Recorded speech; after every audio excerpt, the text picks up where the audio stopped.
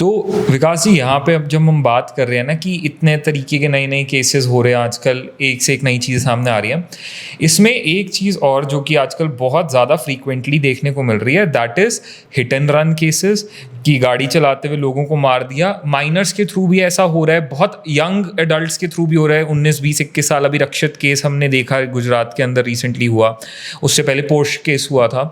तो अब वो जो पोर्श का केस था, जो पुणे केस था, उसमें वो माइनर था जो गाड़ी चला रहा था, एक सिर्फ ऐसे लिखवा के छोड़ दिया गया। सो मतलब डू यू रियली थिंक कि इतना इजी अगर हमारा लॉ लोगों को लेट आउट कर देगा तो उसके बाद तो किसी के अंदर वो सेंस ऑफ फियर या रिस्पॉन्सिबिलिटी रहेगी नहीं? तो आपको क्या लग रहा है, आपकी आज की बात कर रहे हो आप? मैं कह रहा हूँ आज से 20 साल पहले चले जाओ, तब 20 तरह के केसेस होते थे।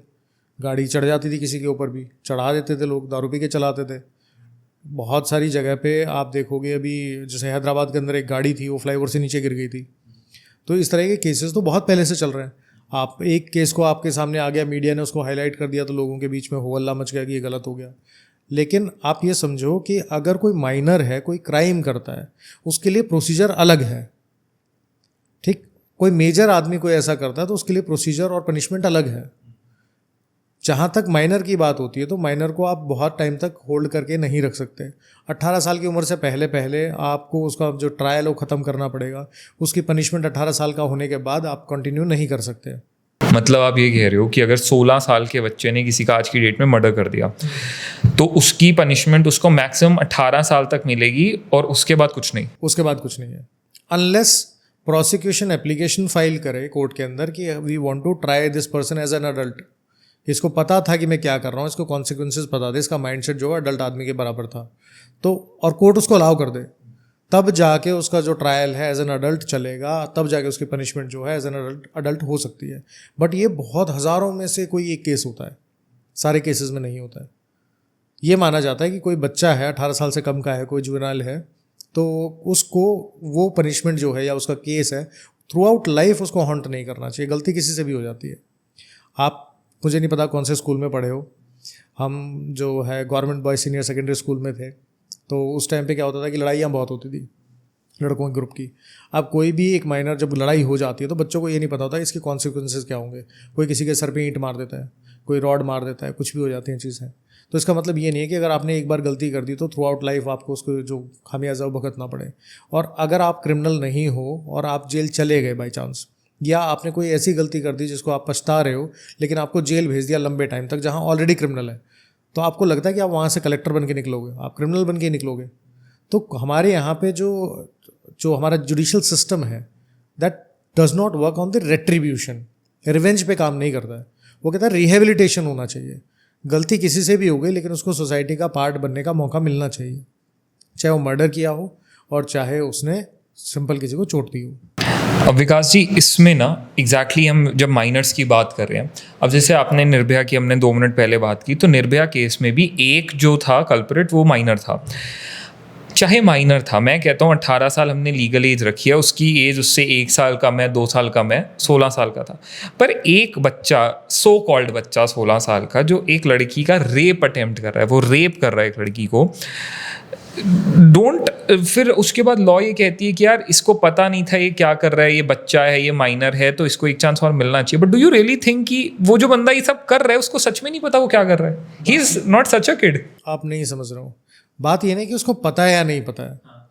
आप कोर्ट को, आपका जब क्वेश्चन है ना उसमें कोर्ट ज़्यादा आ रहा है जबकि पार्लियामेंट ज़्यादा आना चाहिए। ओके, ठीक है, court is bound by law. Parliament ने कानून बनाया, उसने बोला कि भाई 18 साल से छोटा जो है माइनर माना जाएगा। माइनर माना जाएगा तो उसका ट्रायल प्रोसेस जो है वो एक बंद जगह पे, दूसरा एक बोर्ड होता है वो करेगा। ठीक, उसकी पनिशमेंट ये होगी। अब ये पार्लियामेंट का बनाया हुआ कानून है। आपको लगता है कि कोर्ट उस कानून से बाहर निकल जाएगा?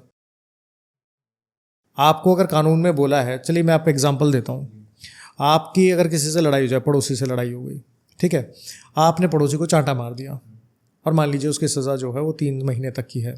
ठीक, 3 महीने तक की जेल होनी चाहिए मैक्सिमम, या फाइन अमाउंट हो। तो आपको क्या लगता है कि आपको 3 महीने तिहाड़ भेजा जाना चाहिए कि आपको 10-15 हज़ार रुपये की जो भी फाइन अमाउंट होगा वो देना चाहिए? ऑफ कोर्स अगर फाइन अमाउंट ही होएगा, क्योंकि यू आर द पर्सन जिसने चांटा मारा है। और अगर आप घर से बाहर निकले हो, आपको कोई चांटा मार दे तो आप कहोगे कम से कम 10 दिन तो जेल में रहना चाहिए आदमी। It is the perspective. आदमी को होता क्या है, मैं देखिए निर्भया वाले केस में जो हुआ वो बहुत गलत हुआ, ठीक है। उसकी वजह से सरकार जो है वो कानून उसने चेंज किया, आज भी उस कानून का इम्प्लीमेंटेशन होता है, और उस इम्प्लीमेंटेशन की वजह से एक तरीके से हमारे जो इस तरह के केसेस हैं वो कम हो जाने चाहिए थे, लेकिन वो कम नहीं हो रहे, वो बढ़ रहे हैं। तो आप इसको ये देखो कि कानून में चेंजेस तो आ गए, लेकिन उसकी इम्प्लीमेंटेशन किस तरह से होगी वो दूसरी स्टोरी है। हम लोगों की आदत हो गई है कोर्ट को ब्लेम करने की। कोर्ट को ब्लेम करने से कुछ नहीं होगा। Court is bound by the law made by the parliament.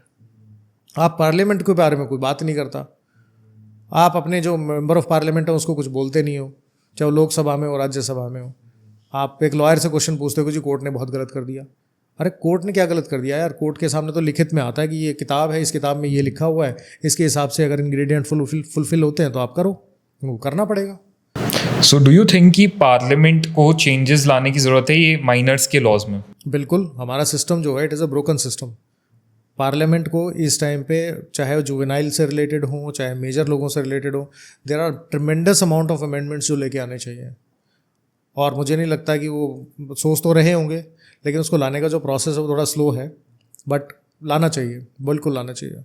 अब जैसे रक्षित का केस हुआ गुजरात वाला, he is not a minor, he is like 20-21 somewhere around, तो वो एक मेजर माना जाएगा, उसका ट्रायल उस एडल्ट की तरह ही होगा। बिल्कुल। So what do you think कि अब जैसे वहाँ पे एक लेडी की डेथ हुई, कुछ लोग इंजर हुए, तो क्या सज़ा हम मतलब उसमें दी जा सकती है? देखो, अगर आप गाड़ी चला रहे हो और गाड़ी चलाते टाइम आपका एक्सीडेंट हो गया, उसकी वजह से कोई मर गया, तो उसमें जो सज़ा है वो 5 साल तक की है। पहले वो 2 साल की सज़ा होती थी आईपीसी में, सेक्शन 304A, जो बेलेबल ऑफेंस था। पुलिस स्टेशन गए, आपको बेल मिल गई। अब क्या है कि सेक्शन 106 आ गया है जो भारतीय न्याय संहिता में है। वहाँ अगर रैश और नेग्लिजेंट एक्ट की वजह से किसी की डेथ हो गई है तो वहाँ 5 साल तक की जेल है। लेकिन आपने गाड़ी से किसी को मार दिया और आप उसको पुलिस को इन्फॉर्म किए बिना या उसको मेडिकल हेल्प दिए बिना या मजिस्ट्रेट को बताए बिना भाग जाते हो, तो सज़ा जो 10 साल की है। तो कानून में चेंजेस आए हैं, सज़ा बढ़ी है। तो उसको जो अगर जैसे हमारा अभी केस चलेगा, इसका केस चलता है, तो केस चलने के बाद उसको जो 5 साल की या फिर जैसे 10 साल की जो भी अप्रोप्रिएट होगी चार्जशीट के बेसिस पे, वो सज़ा हो सकती है।